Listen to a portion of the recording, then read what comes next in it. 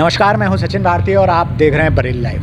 बरेली की धरती हमेशा से नाथ नगरी के रूप में जानी जाती है। यहाँ तमाम तरह के मंदिर हैं, तमाम लोग उनके दर्शन करके लाभ प्राप्त करते हैं। बरेली में इस तरह के कई आयोजन लगातार होते रहे हैं। इस बार भी बरेली में एक लक्ष्मी नारायण 51 कुंडीय महायज्ञ का आयोजन होने जा रहा है।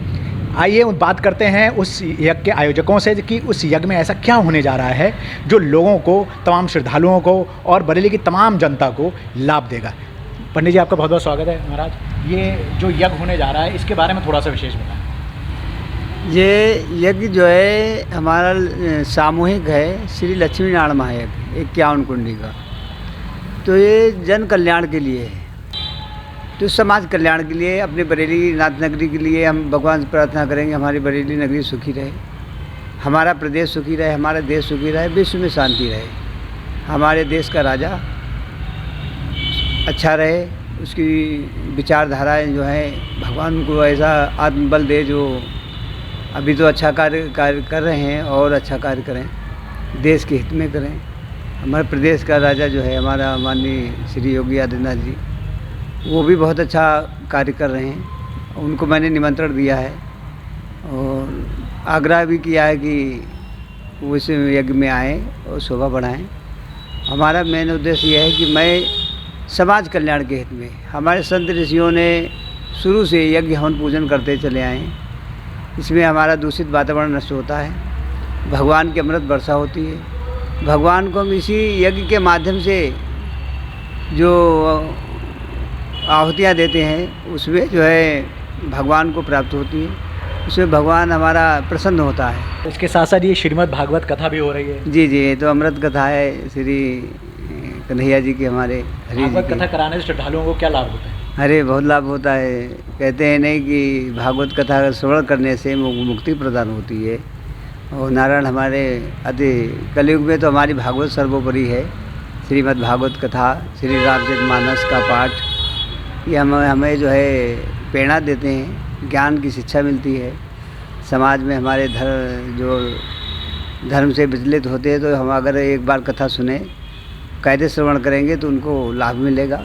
उनके मार्गदर्शक जो भटके हुए हैं हमारे व्यास लोग जो है वो समझाते हैं, जीवन जीने की एक रास्ता दिखाते हैं। बहुत सारी बातें ऐसी हैं जो बताते हैं।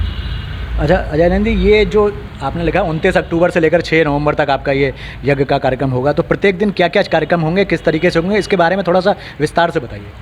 प्रत्येक दिन तो सबसे पहले तो हमारी कलश यात्रा से प्रारंभ होगा।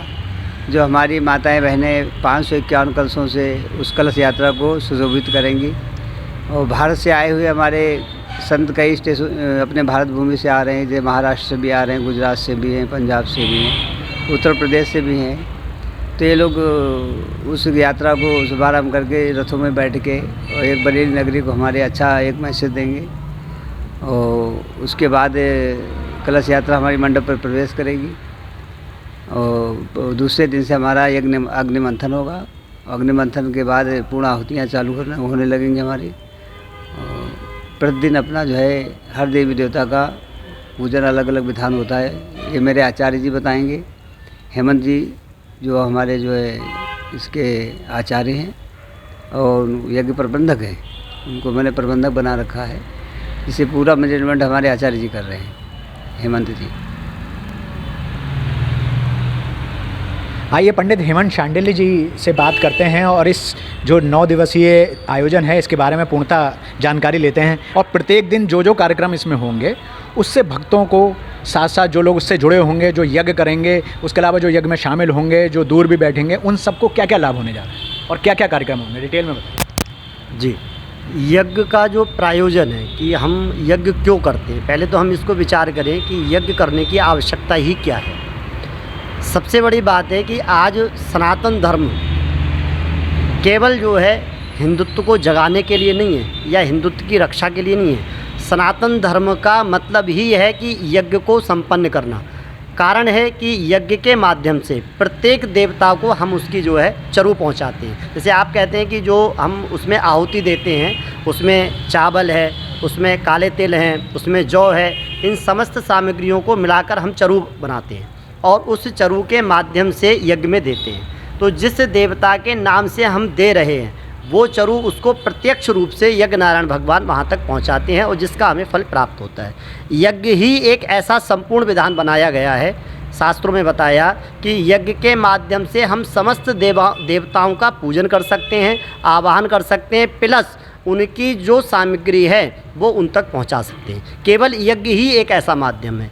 अन्य आप नवदा भक्ति में अगर देखेंगे, जो सेवन की भक्ति है, सेवा करने की है, स्मरण की है, कीर्तन की है, उन सब में एक एक देवता का है कि आप जिसको भजेंगे उसी की प्राप्ति होगी। पर यज्ञ में करने से समस्त देवताओं की कृपा प्राप्त होती है।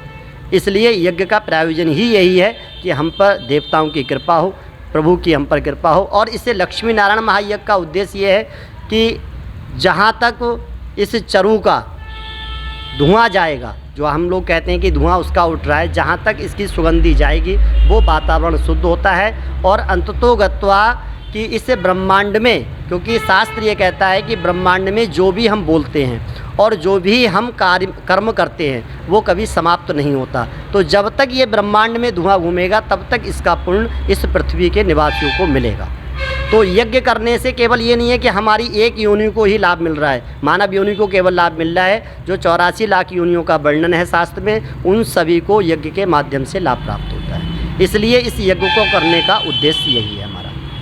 सारे दिन क्या क्या कार्यक्रम होंगे?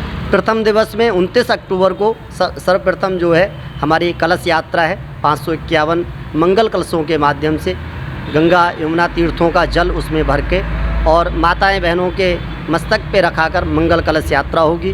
जो हमारे वरिष्ठ राष्ट्रीय संत पंचअग्नि अखाड़े के महान संत जो आ रहे हैं वो यात्रा में शामिल होंगे सभी। तो इस प्रकार से हम जो है अपने मंदिर से लेके और यज्ञ स्थान तक यात्रा करेंगे प्रथम दिवस में। उसी दिन जो है एक प्रायश्चित कर्म कहलाता है यज्ञ में।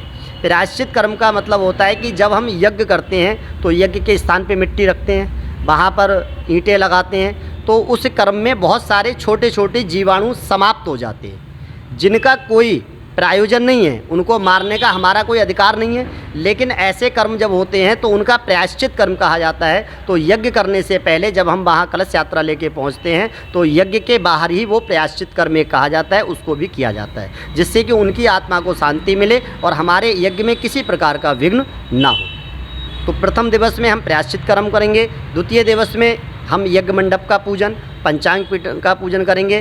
तृतीय दिवस में यज्ञ का जो हमारा यज्ञ में विशेष महत्व होता है अग्नि का, जो हम नारायण भगवान जिनको आवाहन कर रहे हैं। अग्नि इसमें किसी चीज़ के माध्यम से नहीं होती है कि आपने कपूर रखा और अग्नि प्रज्वलित कर ली, जो नॉर्मल हम यज्ञों में करते हैं।